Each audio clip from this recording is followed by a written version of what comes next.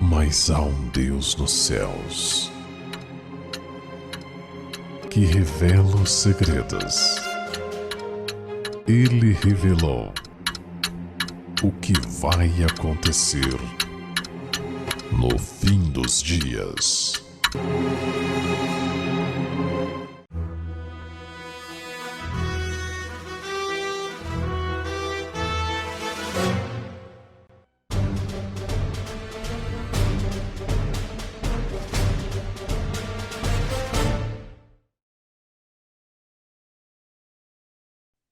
Bom, meus amados irmãos,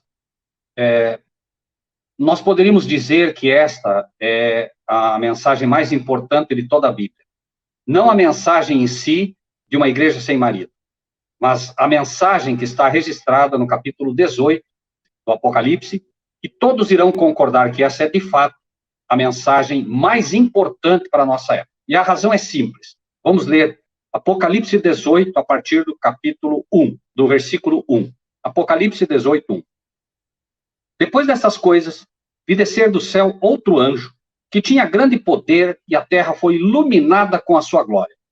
Nunca em toda a história da humanidade, um anjo desceu com tanto poder, de tal forma que iluminasse toda a terra com a sua glória. Na época de Cristo, Cristo vem à terra, ilumina a terra com a sua presença, ele é o sol da justiça, e todas as trevas foram varridas até então, mas, como o pecado acelerou, a sua incursão desde lá, certamente nós precisamos de uma mensagem hoje com maior poder ainda. Lembrem-se que na época, a chuva que atingiu os nossos irmãos do passado foi a chuva temporã, que fez brotar a semente, fez brotar a igreja de Cristo, mas agora a igreja precisa amadurecer. E ela vai amadurecer com a chuva serôdia, a maior torrente de poder que Deus vai derramar sobre a terra, para que possa realmente amadurecer o seu povo, a sua seara, a sua colheita. Versículo 2. Clamou fortemente com grande voz, dizendo, novamente vejam o poder dessa mensagem. Se você pega a mensagem número 1, diz que o anjo foi com grande voz. A mensagem número 2 diz que ele foi apenas dizendo. E a mensagem terceira diz que ele foi também com grande voz. Mas a quarta mensagem, que é a terceira, agregada agora, à segunda, ou seja, um complemento da segunda, é dada com grande poder, e ela é dada com grande voz. Clamou fortemente com grande voz. Poder, coragem, sem medo, uma mensagem que vai abalar o mundo, mas vai realmente fazer com que a grande seara do Senhor esteja pronta. Dizendo, caiu a grande Babilônia e se tornou morada de demônios, abrigo de todo espírito imundo e refúgio de toda ave imunda e aborrecível. Por que isso acontece? Porque a igreja, nessa época, perdeu o seu marido. Por que é que ela se torna morada de demônios? O coração humano, ao receber a influência divina, ao receber o Espírito de Deus, ao receber o próprio Cristo pelo seu Espírito habitando no coração, é dito, que no livro do Apocalipse mesmo, quando você vê a carta a Laodiceia, quando você vê as mensagens do Senhor a ela, eis que estou à porta e bato. Se alguém abrir, entrarei a ela, cearei com ele e ele comigo. Então, quando Cristo agora bate na porta do coração, bate na porta da igreja, ele está pedindo acesso. Quando ele entra, o que ele faz? Ele tira todos os demônios, ele tira todos os anjos caídos, todas as influências do inimigo, e agora aquele templo do Espírito Santo passa a estar limpo. Porém, o que ocorre?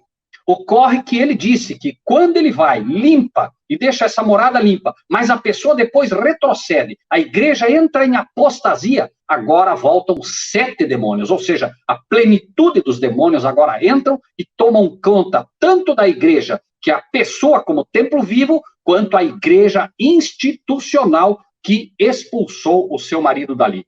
E essa época mostra claramente que o marido não está mais ali. Por quê? Porque senão os demônios não teriam acesso. Lembre-se, a palavra de Deus ela é perfeita em todos os sentidos. Ela não é um fato isolado com Apocalipse, com João, não. Ela está todinha ligada. E tudo que a gente aprende na Bíblia, principalmente à luz da verdade presente, deve levar o povo e cada um de nós a uma decisão. Esta não é uma mensagem teórica. Esta é uma mensagem que requer uma decisão e uma decisão imediata. Não importa onde você está como uma igreja institucional, não importa se você está na igreja adventista, não importa se você está na congregação, não importa se você está na assembleia, por favor, não faça o que fizeram a maioria. Não faça. Não diga que a tua igreja é melhor. Não diga que o teu pastor é melhor. Simplesmente aceite o que o céu te dá. Sai dela, povo meu. Apenas procure saber o que está acontecendo. Procure entender por que Deus dá uma mensagem tão forte e tão poderosa. Vamos seguir e veja por que o Senhor faz esse apelo tão duro, tão firme e tão enérgico. Diz, porque todas as nações beberam do vinho da ira da sua prostituição. Os reis da terra se prostituíram com ela, e os mercadores da terra se enriqueceram com a abundância de suas delícias. E ouvi outra voz do céu que dizia, essa voz é do céu. Não é de Rogério, não é de Fábio, não é de homem algum. É uma voz que vem diretamente do céu a você. E você precisa ter ouvidos para ouvir. Não pode ser como os fariseus, que tinham ouvidos e não ouviam. Ouvidos e não ouvem. Veem, mas não enxergam. Né? E aí a mensagem se levanta dizendo, sai dela, povo meu. Essa é uma mensagem para o povo do Senhor. Se você se reconhece como povo do Senhor, essa mensagem é para você. Sai dela, povo meu. Por quê? Para que não sejas participante dos seus pecados e para que não incorras nas suas pragas. O apelo é simples e direto. Enquanto você, com o seu dinheiro, com as suas ofertas, com o seu tempo, com o seu talento, está numa igreja institucional que está, acredite, está preenchendo esses requisitos e está se preparando para se tornar morada de demônios. Se você está numa igreja que não guarda os mandamentos da lei de Deus, essa igreja não tem um muro de proteção, os demônios já estão ali há muito tempo. A lei de Deus é um muro de proteção para que o inimigo não entre. São 10 colunas plantadas pelo Senhor para defendê-la. Essa é a torre, é o muro que ele cercou Jerusalém. A Jerusalém espiritual está cercada por um muro para que os inimigos não entrem, os demônios não entrem. Se esse muro foi derrubado, ou se esse muro nunca foi levantado na sua igreja, se a sua igreja não defende os 10 mandamentos, incluindo o mandamento do sábado, acredite, os demônios já estão ali. Já estão e já estão operando. É uma questão de tempo para que se torne morada completa de demônios. Basta que a marca da besta seja assinalada e ela cai completamente. Mas não há razão nenhuma para você estar sendo influenciado pelos inimigos. Não há razão nenhuma para que você ajude com as suas ofertas, com os teus talentos. Você foi chamado por Deus. Você precisa ser uma pessoa consagrada a Ele. O céu te chama. O céu não precisa de nós, mas o céu quer você. E você precisa entender que essa mensagem é: sai dela para que você não seja participante dos pecados dela. Você vai ser influenciado. Não há como estar num lamaçal e não se sujar. Por favor, entenda a mensagem. Entenda, não deixe que essa mensagem saia do seu coração. Siga e veja. Ouvi outra voz do céu que dizia: sai dela, povo meu, para que não sejas participante dos seus pecados e para que não incorras nas suas pragas. Porque já seus pecados se acumularam até o céu. Os pecados se acumularam até o céu e Deus se lembrou das iniquidades dela. Esse Deus se lembrou não é que Deus esqueceu em algum momento. Deus está dizendo: eu agora vou agir. É tempo de sair. É tempo de sair. Você não pode estar sendo influenciado mais por mensagens que não chamam você a um verdadeiro e completo, e uma verdadeira entrega completa a Deus. Não há mais tempo para brincar de ser cristão. Não há mais tempo para fazer de conta que somos cristãos. Não há mais tempo para ser cristãos de templos. E veja por quê. Tornai a dar como ela vos tem dado, e retribuí-lhe em dobro conforme as suas obras. No cálice em que vos deu de beber, dai-lhe a ela em dobro. Vai ser dado em dobro tudo que essas igrejas, em apostasia, através do ecumenismo, estão se preparando para fazer. Por isso digo, teu talento, teu dinheiro, tua ajuda, teu tempo, tudo que você está investindo numa igreja, nesta situação, será usado contra você no momento em que você decidir seguir realmente a Deus. Lembre-se, o apóstolo Paulo diz: todos que quiserem seguir piamente em Cristo Jesus sofrerão perseguição.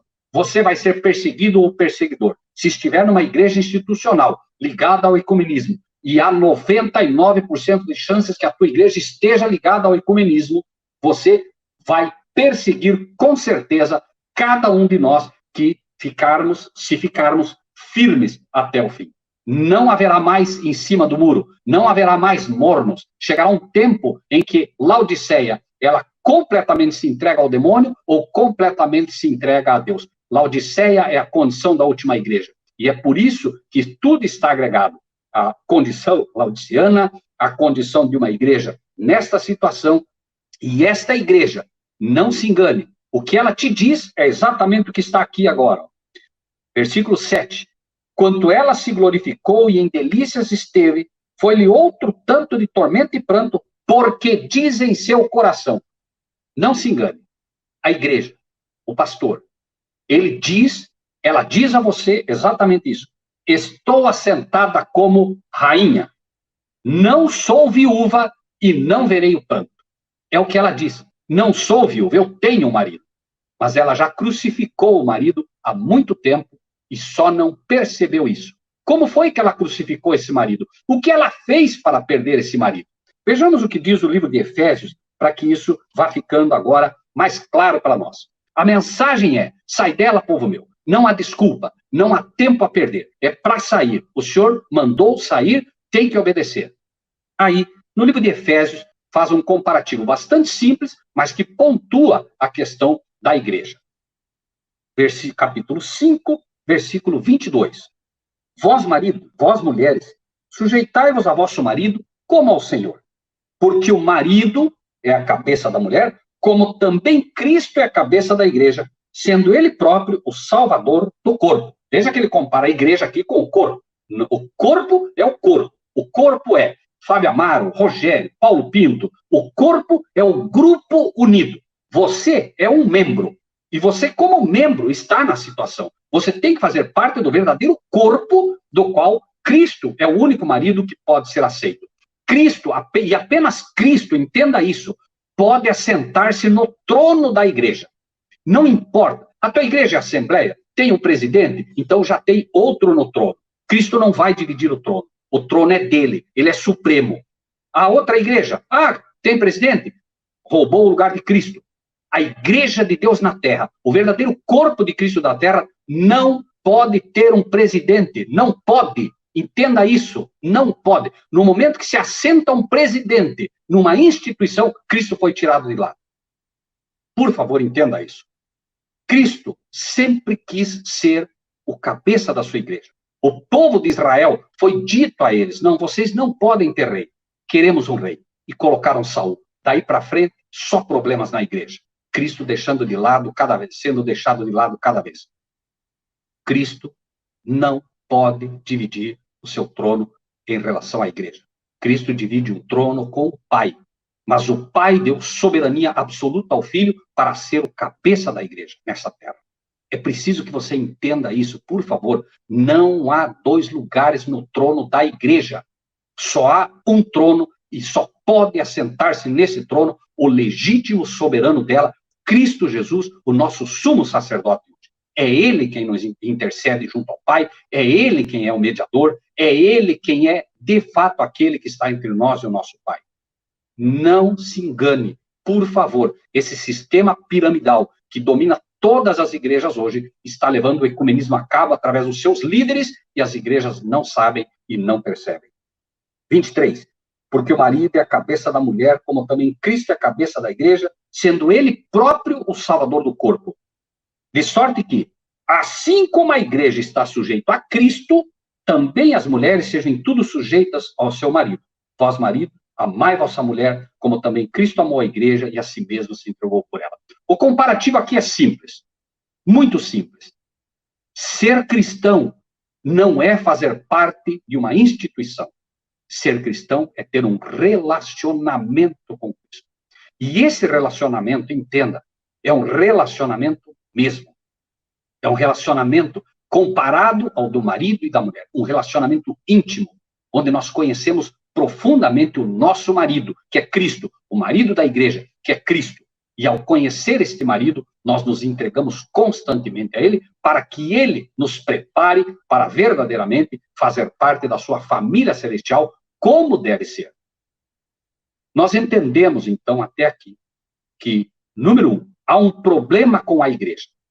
Há um problema com todas as igrejas que compõem a Grande Babilônia. A Grande Babilônia, de Apocalipse 14, que falamos, para que não se esqueça, é uma igreja hoje que está sendo formada por várias outras igrejas através do ecumenismo, e todas essas igrejas estão se unindo. E as igrejas que fazem parte hoje, né, da Grande Babilônia, não da Babilônia de Apocalipse 14, mas da Grande Babilônia de Apocalipse 18, são, na sua esmagadora maioria, igrejas, inclusive, apostatadas, em plena apostasia, porque elas é que não estavam unidas à Babilônia, agora se unem, formando a Grande Babilônia. Objetivo? Destruir a verdadeira igreja de Cristo. Esse é o objetivo. Sempre foi o objetivo de Babilônia escravizar o povo de Deus. Lembrem-se, desde o passado, já com Nabucodonosor e daí para frente, sempre a Babilônia literal e a Babilônia espiritual, o tempo todo, objetivo, escravizar a igreja. Começou de forma muito simplista com a Babilônia literal, deu continuidade com Roma, a Roma papal, continuidade com a Roma espiritual, e o papado assumindo como chifre pequeno esse trabalho agora, fazendo com que isso, né, seja cada vez mais perigoso. Né? Então, de João, do livro de Efésios, passamos para o livro de Mateus, no capítulo 24, Mateus, capítulo 24, vamos ver ainda o que nos reserva o Senhor no livro de Mateus, no sermão profético de Jesus. Mateus 24, lemos. Quando Jesus ia saindo do templo, aproximaram-se dele os seus discípulos para lhe mostrarem a estrutura do templo. Problema. A igreja, naquela época já, os discípulos tinham um templo maravilhoso. Essa era a instituição personalizada. A inspiração traria isso de uma forma, assim, bastante simples. Deus sempre teve uma igreja. Não é uma grande catedral, não são os grandes templos, mas o povo de Deus reunido que procura guardar os mandamentos da lei de Deus. Esse é o povo e a verdadeira igreja de Deus. Mas há uma igreja que acaba contrafazendo a verdadeira igreja espiritual, os verdadeiros judeus espirituais, o verdadeiro povo espiritual de Deus, que se levanta maciçamente e agrega a si inúmeros que se dizem cristãos, mas que infelizmente têm o mesmo pensamento que tinham os discípulos naquela época, e todo aquele povo, infelizmente, um povo que não aprendeu com Cristo, não ficou com os discípulos e finalmente gritaram, crucifica-o, imaginando realmente que estavam fazendo uma grande obra. Lembrem-se, meus irmãos, nada novo debaixo do sol. Lembrem-se que estava ali Barrabás, que se chamava Jesus Barrabás, e havia o Jesus verdadeiro. Havia um Jesus falso, um Jesus que não era Jesus. Barrabás fez uma sedição violenta, se passava pelo Messias, e aí, finalmente, haviam dois Jesus para seguir. Pilatos diz, escolham. Que Jesus vocês querem? Por favor, pense nisso, meu irmão. Eles escolheram Barrabás. A história vai se repetir. Hoje, dois Jesuses estão sendo oferecidos ao povo. O filho literal de Deus. Assim como lá, Jesus era o filho literal de Deus.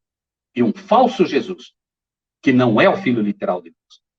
Não é necessário que haja um Jesus físico para que esse engano se impere. Basta que a doutrina ensine um falso Jesus, e você estará aceitando um falso Jesus tão certo como aquele povo aceitou a Barrabás.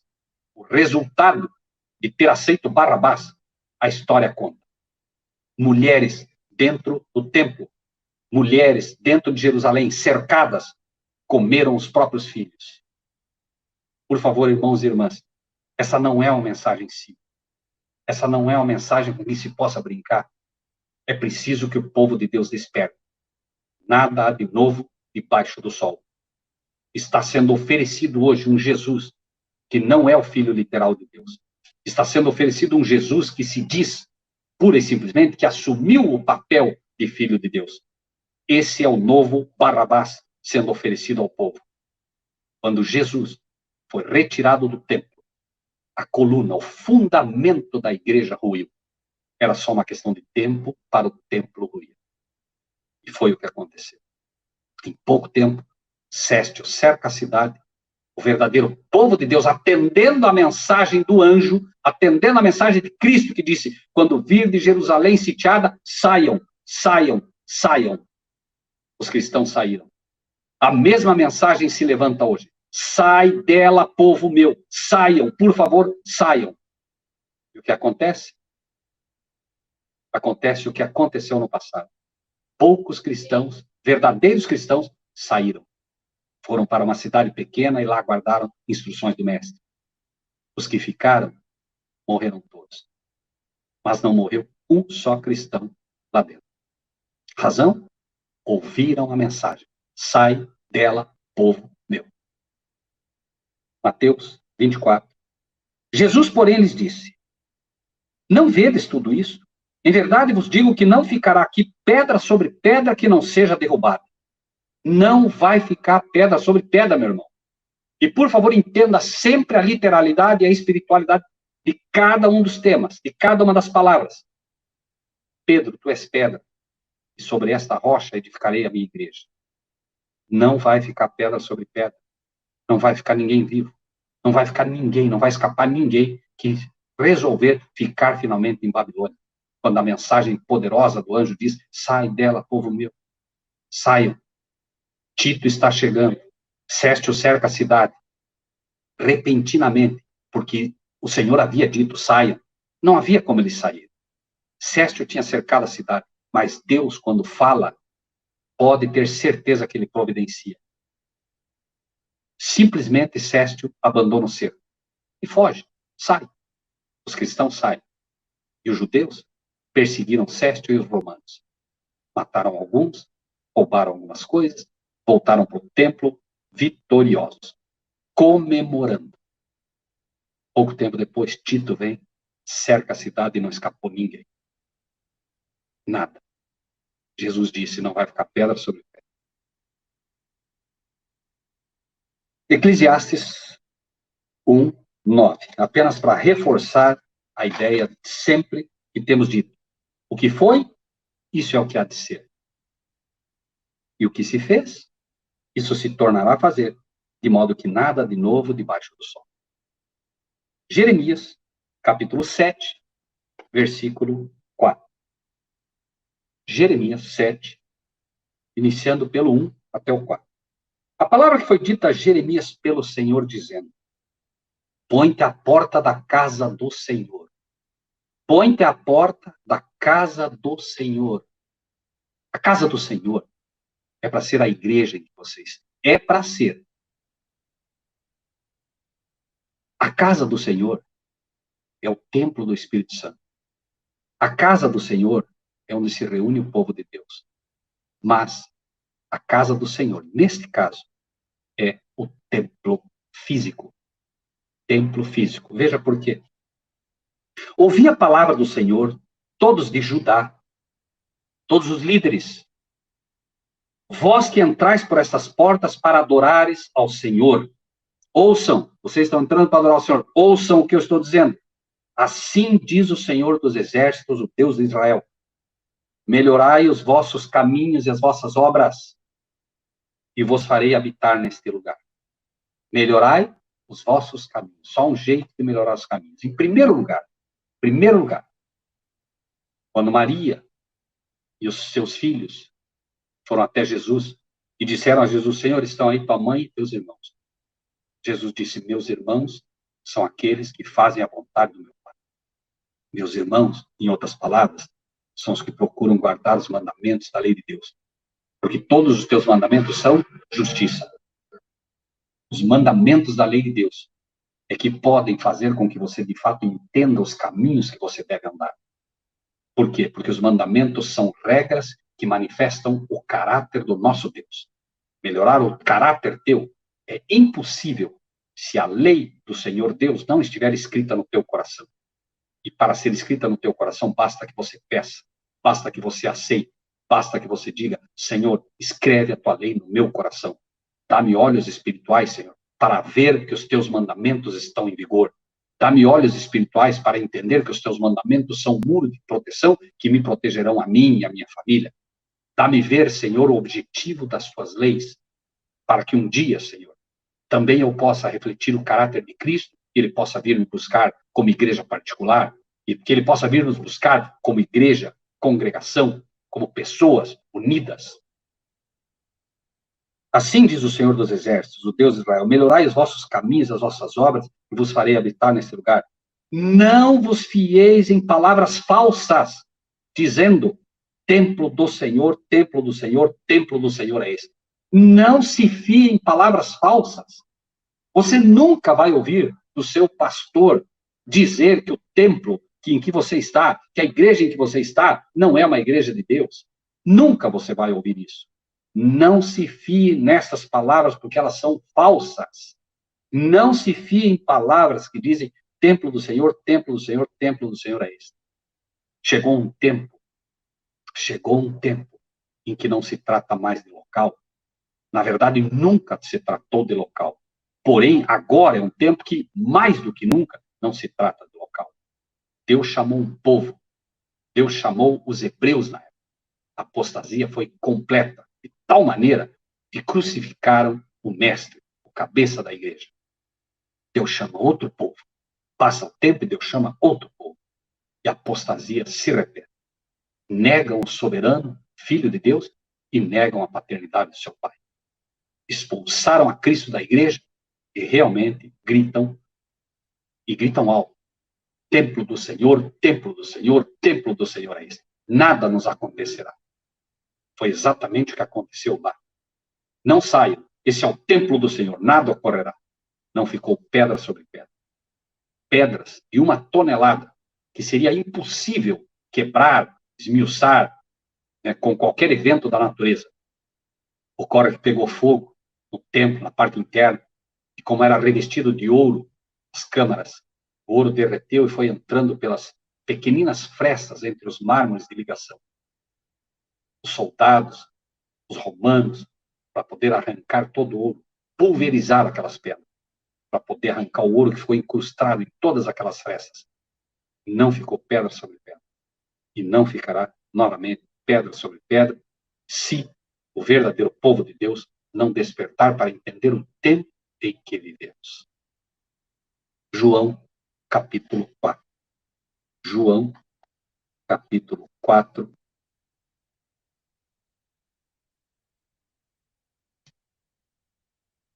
Vamos encontrar aqui um relato que, ao mesmo tempo, é simples e complexo. Mas, com certeza, pelo Espírito de Deus, será perfeitamente entendido pelo povo de Deus nesta terra. 4:1.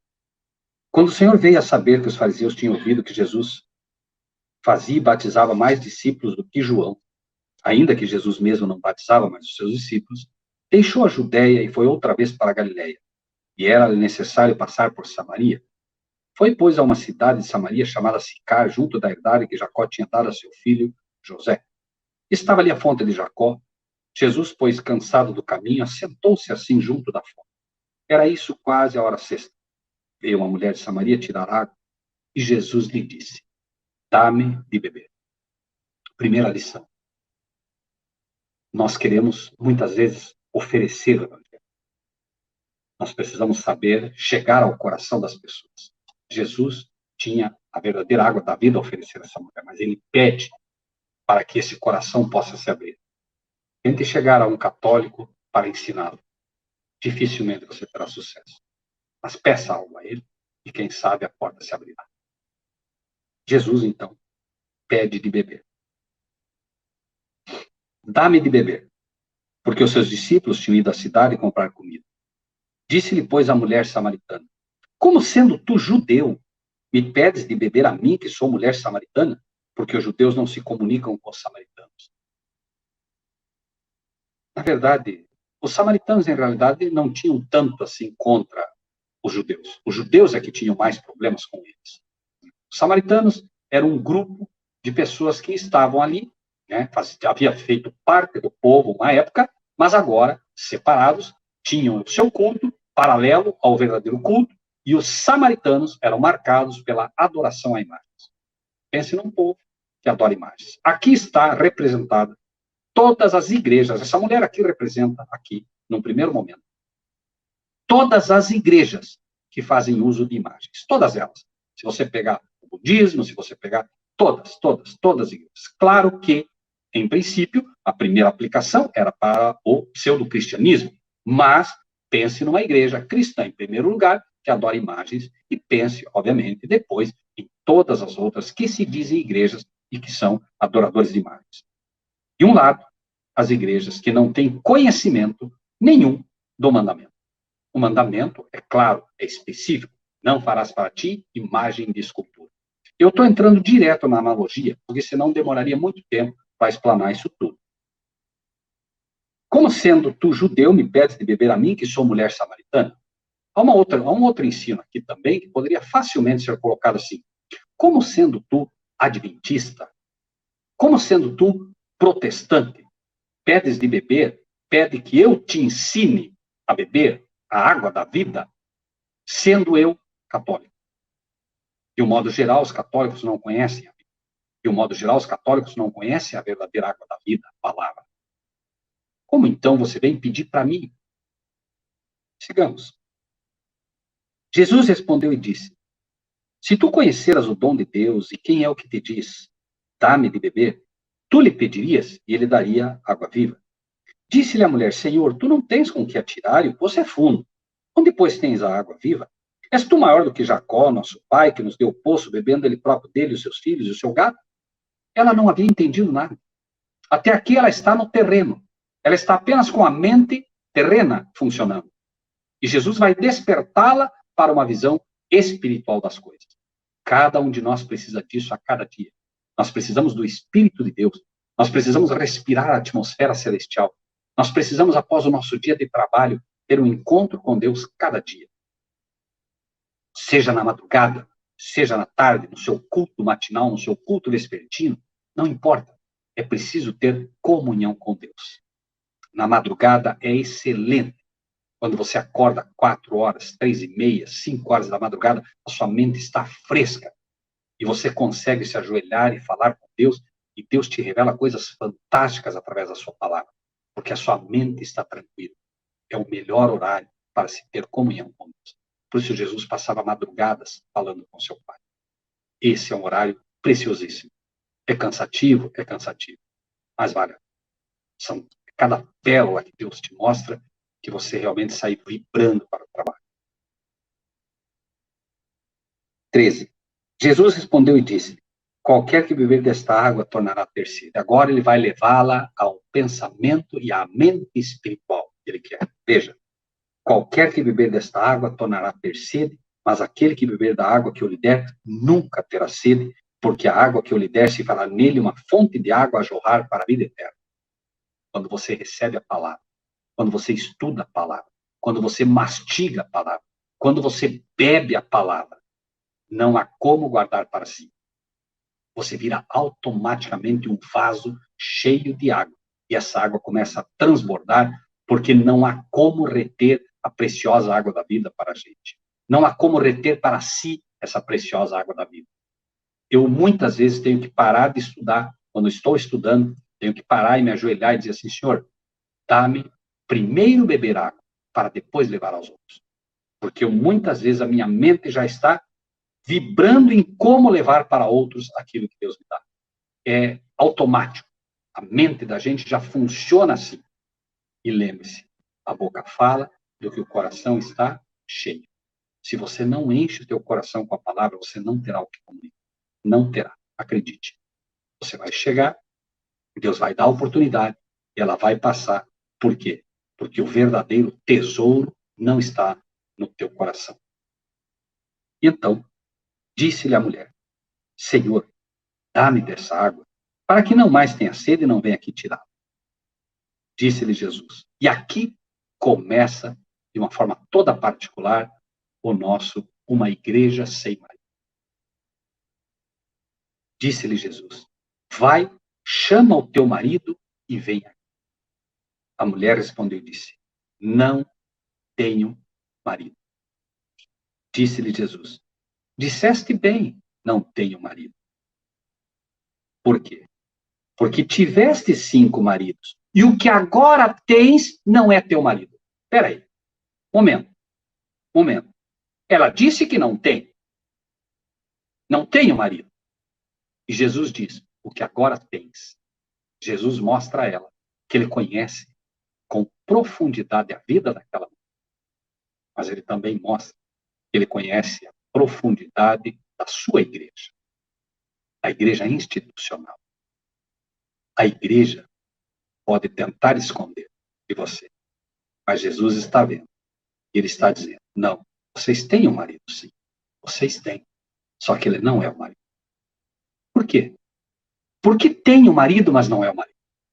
Esta mulher havia se prostituído e ela havia escolhido um outro. O verdadeiro marido já não estava mais com ela.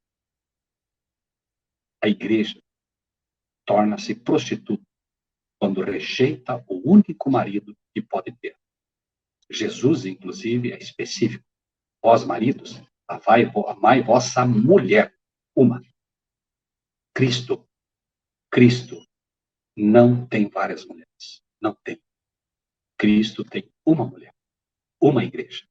Não é uma grande catedral, não são os templos belamente construídos, mas é o povo de Deus que se reúne em nome de Jesus Cristo, que guarda os mandamentos da lei de Deus e tem o testemunho de Jesus. A verdadeira igreja de Cristo guarda os mandamentos da lei de Deus e tem o que a Bíblia chama de espírito de profecia. É uma igreja que consegue ver os movimentos proféticos, os sinais dos tempos, como Cristo disse que viria. Vocês olham para a figueira e não conseguem reconhecer os tempos?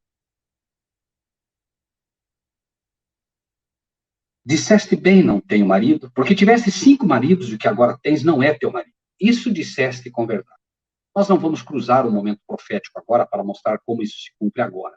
Porém, porque não é necessário, uma vez que o nosso foco agora é uma igreja sem marido. Mas, por favor, preste muita atenção nisso. Disse-lhe a mulher: Senhor, vejo que és profeta. Agora entrou. Agora ela entendeu que ela está diante do verdadeiro marido. De alguém que consegue, embora ela não consiga reconhecer em toda a instância que esse é o prometido, ela consegue já vislumbrar espiritualmente que ele é um profeta. Já é meio caminho andado, mas ela vai chegar mais fundo. E aqui, o primeiro reconhecimento verdadeiro é esse. Você consegue ver que Jesus é profeta. Jesus não é apenas o Messias, não é apenas o cabeça da igreja. Jesus é aquele que revela o Apocalipse. A revelação de Jesus Cristo, a qual Deus lhe deu. Ele revela agora toda a história dessa mulher. A mulher imaginou que poderia esconder dele que tinha um marido, mas que era um marido que não deveria ser. Mas Jesus conhece o coração não só da mulher, não só de você. Ele conhece o coração da sua igreja. Por isso, quando ele se apresenta na igreja, ele diz: isso diz a testemunha fiel e verdadeira. Ele é testemunha de tudo que acontece na igreja e ele não só a relata fiel, mas verdadeiramente. Não há como negar o que ele diz sobre a igreja. E aí, ele segue. Senhor, vejo que és profeta. E o que ela diz agora deveria abrir o coração, os olhos, a mente de todo aquele que se diz cristão nos dias de hoje. Todos, sem exceção. Nossos pais adoraram nesse monte. E vós dizeis que é em Jerusalém o lugar onde se deve adorar. Essa é exatamente a retórica dos membros de igrejas. Meu pai foi católico, eu vou morrer católico. Eu faço parte da Igreja Adventista do 7º dia. Eu adoro em Jerusalém. Eu faço parte da Igreja Luterana. Eu tenho a verdade. Eu faço parte da congregação. Eu sou da Assembleia há 40 anos. Nossos pais adoraram nesse monte, e vós dizeis que é em Jerusalém o lugar onde se deve adorar. Ela diz, nossos pais fizeram isso. E vós, incluindo Jesus, vocês judeus dizem que é em Jerusalém. Vocês, adventistas, dizem que é na igreja adventista. Aqui estão representadas basicamente duas igrejas. Basicamente duas igrejas. Adoradores de imagens e outra igreja que foi a que recebeu os oráculos de Deus. A igreja que mais recebeu luz do céu. Vamos ver como. Jesus, no versículo 22, diz: vós adorais o que não sabeis. É um fato. A maioria católica não sabe o que adora.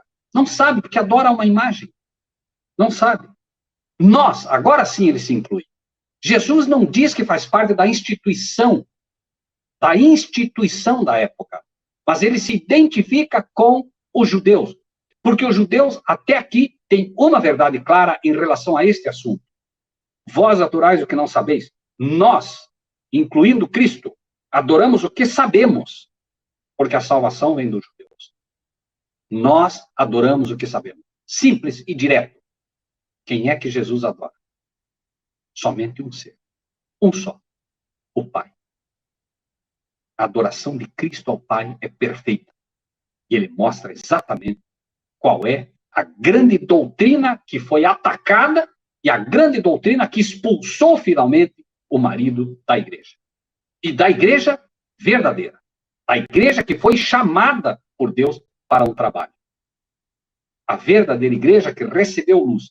Essa igreja, repito, não era uma igreja institucional. Era um povo que recebeu uma verdade, um povo que foi depois chamado de povo do advento. Este povo recebeu uma verdade única. Aos poucos, virou a igreja adventista do sétimo dia, que já nos seus começos foi criando apostasias. Foi, num primeiro momento, fiel, como povo do advento, passa a ser uma igreja institucional, mantém por um bom tempo doutrinas perfeitas, inclusive adoração ao único Deus, mas a apostasia toma conta, Roma invade, começam as reuniões com os luteranos, começam as reuniões com Roma, e a igreja passa ao estado caído, finalmente assumindo sua condição laodiceana a partir de 1888, de uma forma toda particular. Rejeita a graça de Cristo, rejeita a justiça de Cristo, rejeita a mensagem que Deus envia a ela, e começa o seu declínio espiritual de forma violenta e aberta. Claro, não só ela. Luteranos assinam um tratado de paz com o papado e um tratado conjunto da explanação de justificação pela fé. Como se Roma mudasse.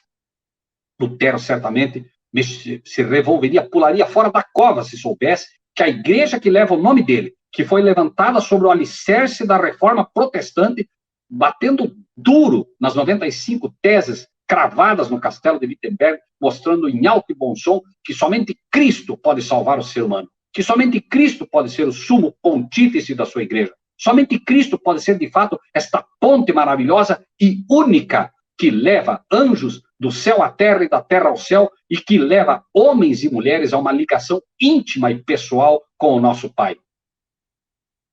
Alguém roubou o lugar de Cristo e as igrejas não viram. Tão certo quanto Maria e José, que estiveram naquela festa, e na festa se envolveram numa festa, entre aspas, cristã, num culto, entre aspas, cristão, e esqueceram Cristo. Foram embora, daqui a pouco alguém percebe, cadê Jesus? Cadê? Não sei. 3 dias para encontrá-lo novamente. A igreja perdeu o marido e não percebeu. E não percebe, porque o inimigo sabe trabalhar. O inimigo não está dormindo. A Bíblia diz que ele desceu com grande poder. E, logicamente, se há um nome que é adequado a esse inimigo, é enganador. O pai da mentira, com o tempo aperfeiçoa a sua armadilha, e agora ele não mente. Agora ele não mente. Ele engana. Porque ele sabe que o engano é mais difícil de detectar. Antes ele mentia. Ele dizia, não há arrebatamento. Agora não. Agora ele diz, não, sim, é Bíblia. só que é secreto. Antes ele poderia dizer, não, não há dia para se guardar. Hoje não, ele diz, não, tem um dia para se guardar, sim, a Bíblia diz que tem um dia para guardar. É o dia do Senhor, é o domingo. Isso é engano. O engano é muito mais difícil de detectar, porque a pessoa, ele simplesmente hoje pega a Bíblia e perverte o que a Bíblia ensina. E ele usa argumentos. Não, é o domingo, porque agora Jesus ressuscitou no domingo. É um dia maravilhoso, o domingo, foi a ressurreição do nosso Senhor. E o mundo chamado cristão se dobra de joelhos ao diabo e diz amém. Amém ao dia da besta. Amém ao dia do sol. Sunday. Dia do sol. O dia do egípcio, o dia do babilônico, o dia da apostasia.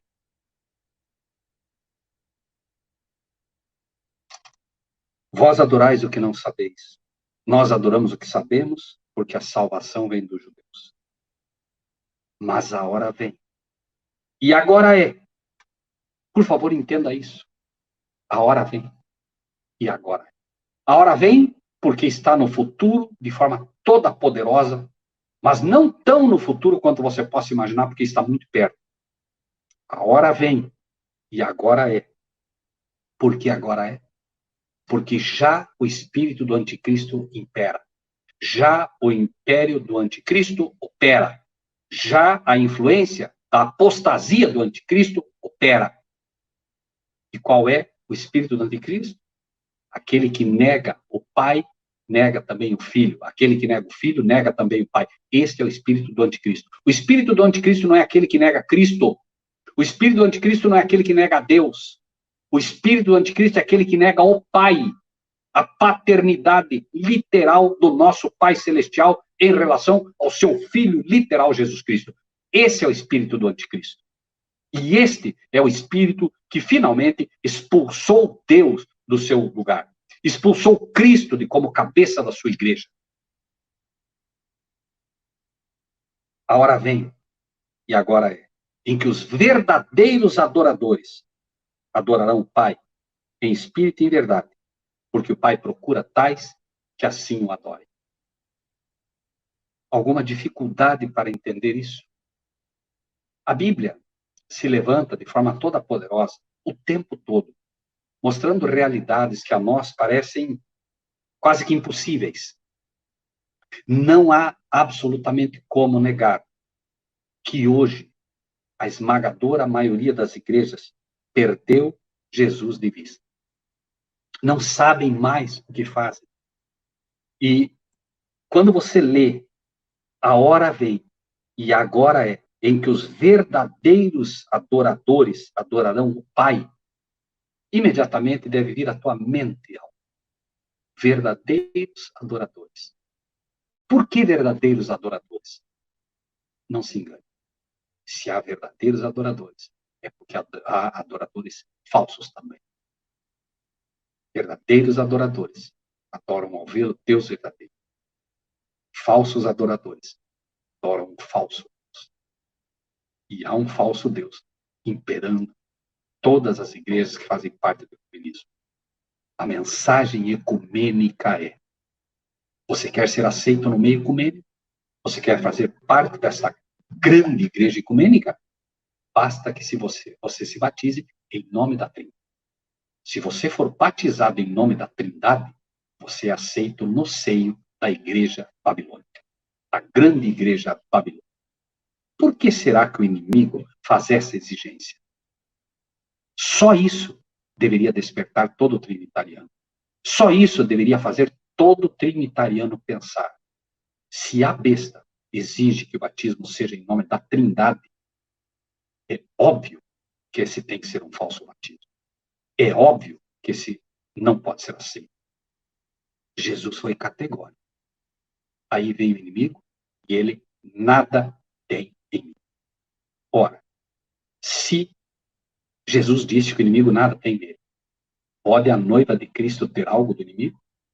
O mesmo livro de Apocalipse 14 nos ensina que os 144 mil, esse grupo especial nas mãos de Deus, não tem engano na sua boca. Não se contaminou com mulheres. Dia a dia, as igrejas estão se contaminando E cada vez mais. Cada dia o diabo inventa uma nova loucura e as igrejas falam. Mas nada, absolutamente nada é tão perigoso quanto isso. Aqui, a hora vem, e agora é, em que os verdadeiros adoradores adorarão o Pai, em espírito e em verdade. Em primeiro lugar, não pode ser uma adoração teórica. Não pode ser adoração em forma de guerra. Não, se você não adorar, não. Em primeiro lugar, é preciso um coração brando voltado realmente ao Pai. Um coração que consegue de joelho dizer, Pai Celestial. Por que Pai Celestial? A ninguém chameis de vosso Pai na terra, porque um só é o vosso Pai, que está no céu. Então, quando eu digo Pai Celestial, quando eu digo Pai do céu, quando eu digo Pai dos céus, eu me refiro ao único que é o Pai que está no céu. Guerras são feitas hoje? Não, porque tem que chamar isso, é Yahoo, é isso e aquilo. Jesus nos ensinou a tratá-lo carinhosamente de Pai. Eu não discuto aqui o nome de Deus, o nome de Jesus, não está em discussão isso. Mas é preciso entender o relacionamento que Deus quer ter com você. É um relacionamento não entre Deus e homem, mas sim entre pai e filho. Por favor, entenda isso. Isso tem tudo a ver com a filiação de Cristo. Por quê? Você só pode ser um filho de Deus se Cristo, como filho legítimo, incluir você nessa família. Por isso nós pedimos as coisas em nome do Senhor Jesus. Os méritos são todos dele. Incluso nessa família celestial. Incluso nessa família que adora o Pai verdadeiro, que adora o Filho verdadeiro. E não há dilema quanto à adoração ao Filho. Toda adoração que damos ao Filho é canalizada ao Pai. Quem vê a mim, vê o Pai. Não há perigo nenhum em adorar a Cristo. Não há perigo nenhum em imaginar que a adoração que é levada a Cristo não será revertida ao Pai Celestial. Tudo vem de tuas mãos e de tuas mãos te damos. A verdadeira adoração vem ao Pai Celestial e volta ao Pai Celestial porque a ele pertence. A adoração suprema sempre ao Pai. E aqui a mensagem é claríssima. A hora vem, e agora é, em que os verdadeiros adoradores adorarão o Pai. E a vida eterna é esta, que te conheçam a ti só, por único, Deus verdadeiro, e a Jesus Cristo a quem enviaste. Essa é a adoração verdadeira. Qualquer outra adoração que fuja disso é uma adoração falsa. Ele é único. Ele não é três. Ele é único. Ele é um. A vida eterna é esta. Adorem a ti só por único Deus verdadeiro. Que te conheçam. Relacionamento. Relacionamento é o que faz a verdadeira igreja do Senhor Jesus. Relacionamento com o Pai, relacionamento com o nosso irmão mais velho, Jesus Cristo, aquele que veio e resgatou como segundo Adão a sua igreja. A igreja que Adão perdeu é agora nos braços entregues ao Senhor Jesus Cristo. Como segundo Adão, resgata o seu povo e o traz para junto de si. E quer sentar único, soberano, no teu trono, no trono do teu coração e no trono da verdadeira igreja. No momento, repito, o presidente é colocado no trono da igreja, tenha ela o nome que for, Cristo não está mais. E esse trono continuará sendo sempre um trono em que Cristo não pode sentar-se. Os verdadeiros adoradores adorarão o Pai em espírito, mas também em verdade. Não basta adorá-lo em espírito. Você adorá-lo apenas em espírito, Deus conhece a sinceridade do teu coração. Mas a mentira fará com que, finalmente, você se entregue ao erro. Espírito e verdade. Verdade a um só Deus, o Pai. E um só Senhor, Jesus Cristo. Verdade em relação à adoração. Qualquer coisa fora disso é erro. 24. Deus é espírito. Importa que os que o adorem em espírito e em verdade. Não há outra forma de adorar esse nosso Deus. Não há. Deus é quem determina a forma como ele deve ser adorado. E se o Pai está procurando tais que assim o adorem, você pode ter certeza que é porque eles estão escondidos. Há muito pouca gente adorando verdadeiramente a Deus em espírito e verdade. O Pai está procurando porque são poucos. Vão se avolumar, mas a chamada é a ti, que ouve a mensagem hoje, agora, neste momento. Esta é a mensagem que vai iluminar a terra com a sua. Uma mensagem que convida o povo a sair de Babilônia. Quando essa mensagem alcançar o poder que deve alcançar, acredite, não haverá pai que irá segurar você dentro de uma igreja. Não haverá relacionamento com membros de igreja que vá segurar você dentro de uma instituição. Não haverá nada que irá te segurar, porque você vai perceber que agora a mensagem é: salva-te por ti mesmo. Sai porque Tito está chegando. Sai porque Roma está cercando todas as igrejas. E o que vai acontecer? Quando Roma, assim como Jerusalém estava cercada pelos estandartes dos romanos. Estandartes são bandeiras. O livro de Provérbios, de Cantares, fala maravilhosamente de uma mulher adornada, formosa como um exército com bandeiras. Em esta é a verdadeira igreja adornada como um exército com bandeiras. Os estandartes, as bandeiras, são os mandamentos do Senhor. A igreja é linda, ela é formosa quando ela guarda os mandamentos do Senhor e mostra os estandartes dos seus mandamentos. Quando ela revela no seu caráter, na sua vida, os mandamentos da lei de Deus. Mandamentos. Mandamentos que dizem: temei a Deus e dá-lhe glória, porque é chegada a hora do seu juízo. Isso faz parte de um mandamento que mostra claramente que há um único Deus. Não terás outros deuses diante de mim. O único Deus que deve ser adorado é aquele Deus que fez o céu, a terra, o mar e as fontes das águas. Essa é a mensagem de Apocalipse 14, a primeira mensagem. Convidando exatamente a isso, que hajam verdadeiros adoradores. Por quê? Adorai aquele que fez, não aquele que não fez. Adorai aquele, não aqueles. É bem verdade que Deus fez através de seu Filho, mas o chamado à adoração ao Pai é inequívoco. Deus tem sido expulso das igrejas, por quê? Porque quando Cristo é retirado da igreja, obviamente que ele, sendo o legítimo representante do Pai, o Pai é retirado também. Cristo, ao sair da igreja, Deus o acompanha, porque eles não se separam, em nenhum momento se separam. Naquela cruz, no Getsemane, foi o momento da separação. Trevas cobriram a terra e tudo mostrou o desagrado do Pai pelo que havia ali. Mas o Pai se fez presente ali. Nuvens espessas ocultaram a glória do Pai para que as pessoas não morressem carbonizadas ali. Mas foi naquele momento a separação. E por isso a dor foi tão forte. Pai, se possível, passa de mim esse cálice. Pai, eu não suporto a dor da separação. Nenhum de nós suportará a dor da separação final. Nenhum de nós quererá descobrir um dia como realmente expulsou a Cristo da igreja. Nenhum de nós quererá saber um dia que, gritando, templo do Senhor é este, finalmente será destruído exatamente dentro do templo. O maior terremoto que já alcançou a terra, terremoto de Lisboa, quando ocorreu, pessoas correram para as igrejas para se proteger. Morreram aos milhares. Por quê? Porque as igrejas caíram praticamente todas. Templo do Senhor é este. Aqui estaremos protegidos. Lembrem-se, um novo terremoto abalará a terra, marcando o reinício de todas as trombetas que vão ocorrer. Pessoas gritarão: para o templo do Senhor é este.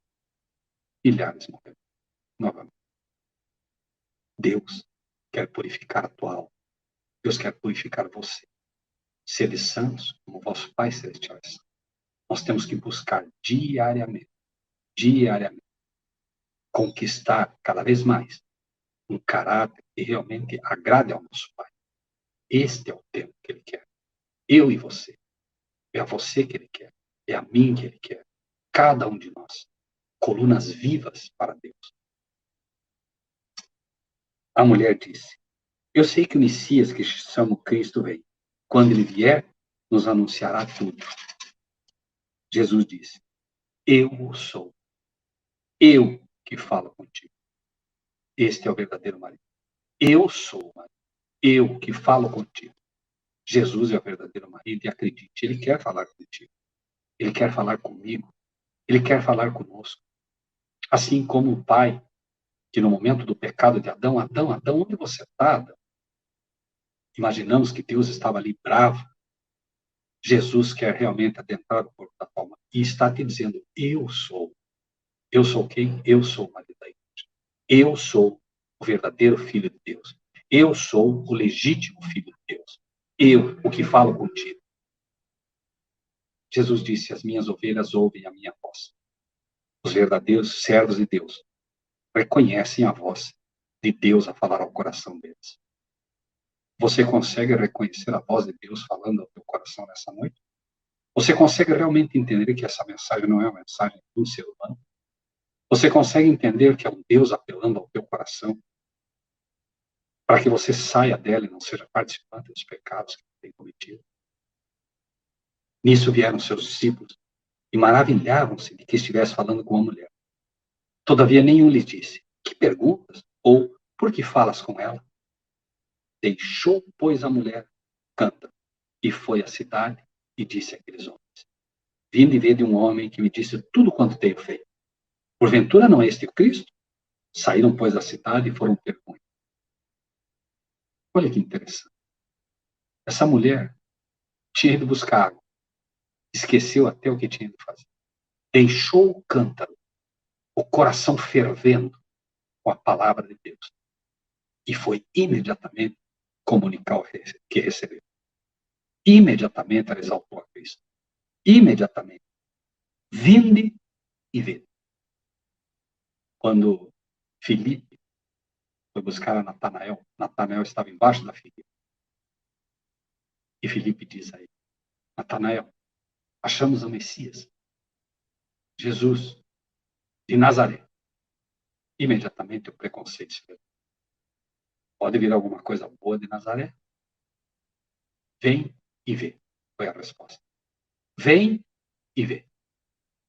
Centenas, talvez milhares, hoje, dizem, escuta, mas pode vir alguma coisa boa desses grupinhos de garagem? Essas igrejinhas aí, esse pessoalzinho aí, esses dissidentes? Pode vir alguma coisa boa dos dissidentes? Esses malucos, esses fanáticos, esses fundamentalistas? Pode vir alguma coisa boa? Vem e vê. Essa é a mensagem. Se Natanael não tivesse ido ver, estaria, entre aspas, até hoje embaixo da figueira. Figueira representa obras próprias. Adão e Eva se cobriram de folhas de figueira. Cometeram o pecado e tentaram esconder o pecado com obras. É o que as igrejas tentam fazer. Deus não pediu folhas de figueira. Deus pediu obediência. Deus pede os mandamentos. Não adianta tentar cobrir o teu pecado com obras. Não vai funcionar. As obras são o legítimo resultado da justificação. As obras são o legítimo resultado daquele que já está vestido com o manto de Cristo. Pele do Cordeiro. É disso que necessitamos. Vestidos com a pele de Cordeiro, não estaremos mais preocupados com as nossas obras. Elas virão automaticamente, porque a graça faz isso. O favor imerecido de Deus nos leva. A palavra de Deus diz que a bondade de Deus nos leva ao arrependimento. Não é a pressão, é a bondade dele. Isso aconteceu com Pedro e não aconteceu com Judas. Pedro, simplesmente, quando o galo canta, lembra-se do que fez. E lembra-se também a quem ele escolheu servir. No momento que o galo canta, Pedro se lembra das palavras do mestre. Quando o mestre lhe disse, Pedro, tu me negarás. Pedro, você vai me trocar. Pedro, você vai me abandonar. Pedro, chegará um momento que você não me quererá mais como teu marido, como marido da igreja particular que é você, da pedra que é você. Mas eu edificarei a minha igreja. Quando Pedro se lembra disso, ao que o galo canta, Pedro, então, procura os olhos do Salvador. Ao procurar os olhos do Salvador, aquela pequena igreja, ao procurar o marido, ao encontrar, imaginando que o marido agora faria uma cara feia, como quem diz, viu? Não te falei? encontra apenas amor. A bondade de Deus te leva ao arrependimento. A bondade de Deus manifesta no olhar de Jesus. Reconquista Pedro para si. E Pedro agora arrepende-se amargamente. Os olhos da igreja encontram o verdadeiro marido. E na bondade daqueles olhos se entrega na hora. Pedro então vai, e agora sim, agora a conversão tem efeito. E Pedro se levanta daquela oração como uma nova pessoa. Triste, machucado, mas como uma nova pessoa. E vai encontrar o perdão. E encontra o perdão. Do outro lado, Judas. Judas não escolheu o perdão. Infelizmente, Judas buscou os maridos falsos. Após perceber de forma mais assinalada a sua traição, foi confessar o seu pecado aos padres, aos pastores, aos ministros. Pequei traindo sangue inocente. Que temos nós contigo? Isso não é conosco. Buscou o falso marido. Buscou aqueles que eram os líderes da igreja. Aqueles que se assentavam na cadeira de Moisés. Quando, em realidade, naquele momento, a única cadeira que poderia ter alguém sentado, a cadeira de Jesus Cristo. O trono de Cristo agora já estava implantado, o reino da graça estava implantado, e o soberano, Cristo Jesus, deveria sentar-se. Mas, infelizmente, Judas mostrou o resultado daqueles que não aceitam o verdadeiro, daqueles que realmente, finalmente, abandonarão o verdadeiro marido para casarem-se com ele. A besta está preparando suas núpcias. Cristo está preparando suas núpcias. Qual núpcia você vai participar? A decisão é somente tua. Lembra-te, porém, que nas bodas de Cristo foi encontrado alguém sem as vestes de Cristo. Não é possível e não se poderá de maneira nenhuma adentrar nas bodas de Cristo aqueles que não se vestem com a justiça de Cristo. Todos os teus mandamentos são justiça. A Bíblia toda vai o tempo todo chamar você ao arrependimento e à guarda dos mandamentos. Esta aceitação a Cristo tem que ser completa. Lembre-se, os mandamentos foram escritos na rocha. E a razão? Uma delas, Cristo é a rocha eterna. Você não tem como aceitar a Cristo sem aceitar os mandamentos. E a razão é simples. No coração de Cristo vem a lei. E ao aceitar a Cristo de forma completa, você recebe a lei. Se você, ao, entre aspas, aceitar a Cristo, não aceitou a lei, com certeza você aceitou o Cristo errado. Porque não há a menor possibilidade de receber a rocha viva sem os mandamentos escritos. Não há a menor possibilidade disso. O dedo poderoso de Deus foi escrito na rocha. Com o dedo poderoso de Deus veio a rocha eterna, Cristo Jesus, com os mandamentos escritos no coração. E a promessa não falha. Escreverei as minhas leis nos vossos corações. Deus não erra. Não erra. Se a lei não está escrita no teu coração, com certeza, o Cristo que você está buscando não é o mesmo da rocha eterna. Não é o verdadeiro Cristo. Repito, o verdadeiro Cristo vem completo. Nele vem a lei. E ao aceitar a Cristo verdadeiramente, a lei passa a fazer parte da lei. Entenda isso.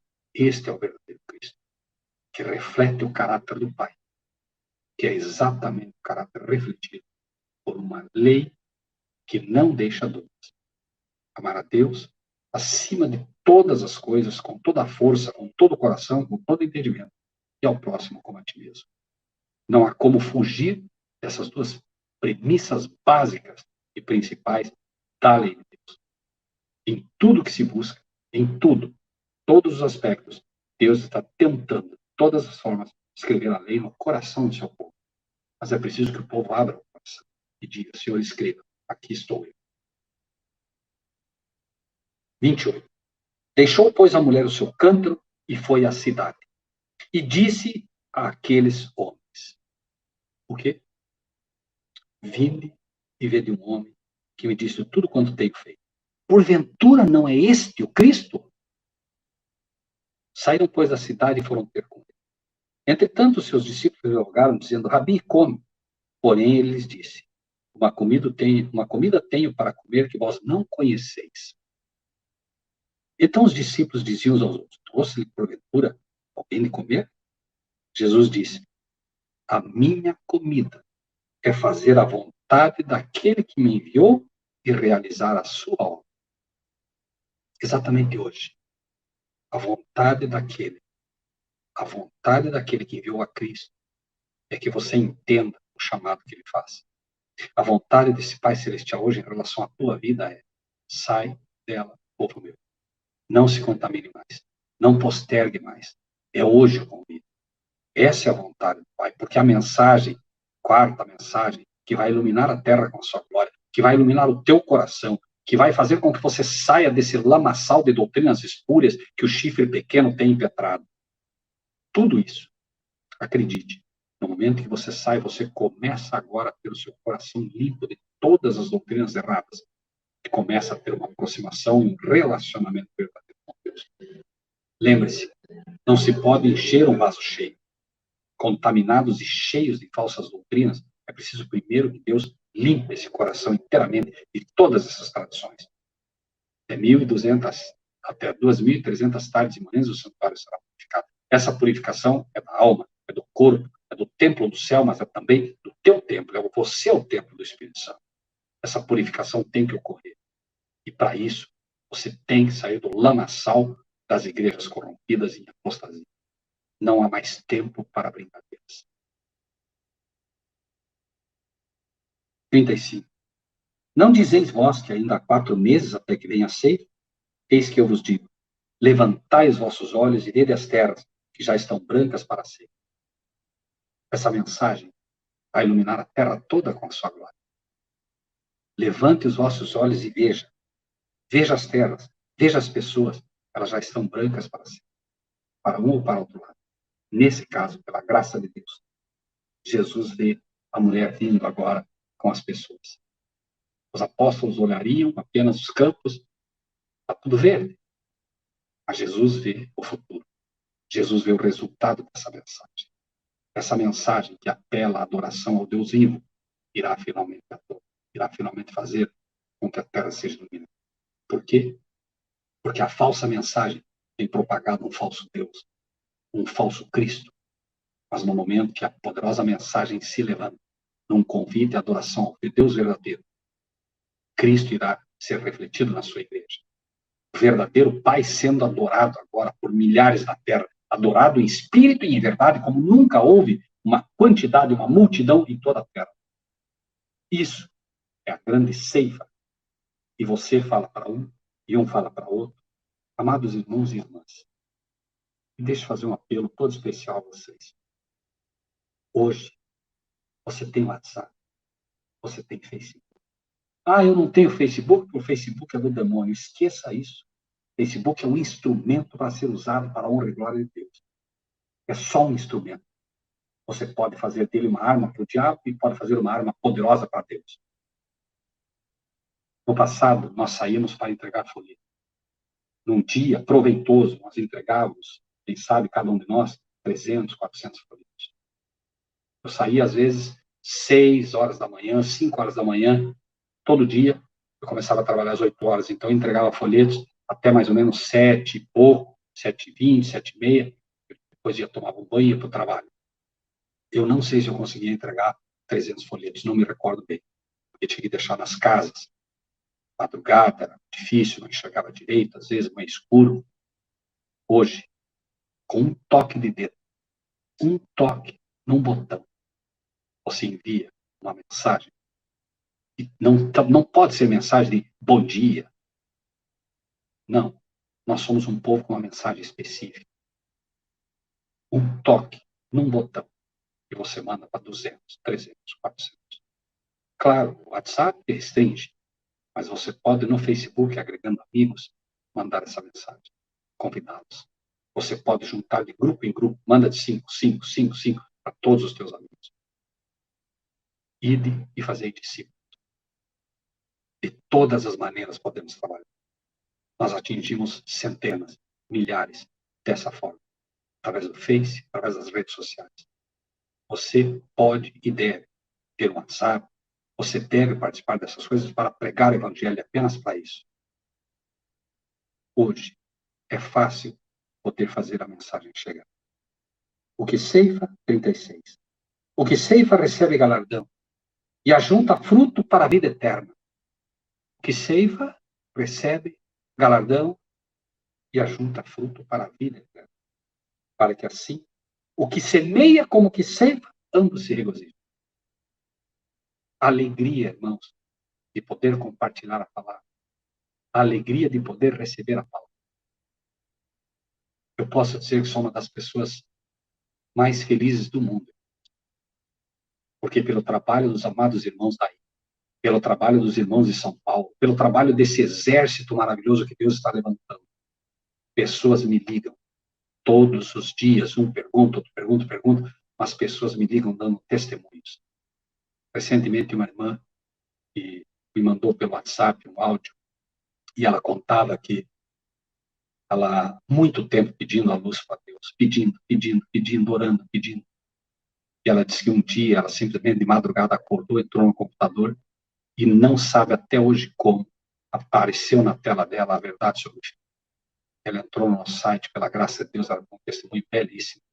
Eu sei que não somos só nós, não são mesmo. Nós temos vários irmãos no Brasil inteiro, pessoas como o irmão Fábio, que hoje abre aqui esse canal, o pessoal da Paraíba, Paulo Pinto, enfim, Wagner Maxson. Tem muita gente que Deus está chamando, pessoas a quem eu tenho a honra de chamar de irmãos. Pessoas muito melhores que eu, pela graça de Deus, pessoas que estão fazendo um trabalho fantástico para Deus, que nos apoiam, pessoas que são como Josué e Caleb, segurando os braços de Moisés, pessoas que são como o próprio Moisés, no sentido de que estão levando a mensagem, estão assumindo uma liderança que não pediram. Deus está no controle de tudo, meus amados irmãos e irmãs. Vale a pena servir esse Deus maravilhoso.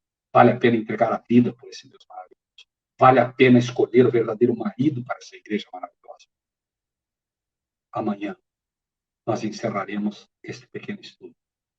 Eu gostaria muito que você meditasse nas palavras que eu digo hoje. E preste bem atenção nisso. O que ceifa, recebe galardão e ajunta fruto para a vida. E a vida eterna é esta: que te conheçam a ti só, por único Deus verdadeiro, e a Jesus Cristo a quem enviaste. Para que assim, o que semeia como o que ceifa, ambos se regozijem. Porque nisso é verdadeiro o ditado. Um é o que semeia e o outro é o que ceifa. Não se preocupe. Mas eu falo, a pessoa não ouve. Não se preocupe. Você semeia.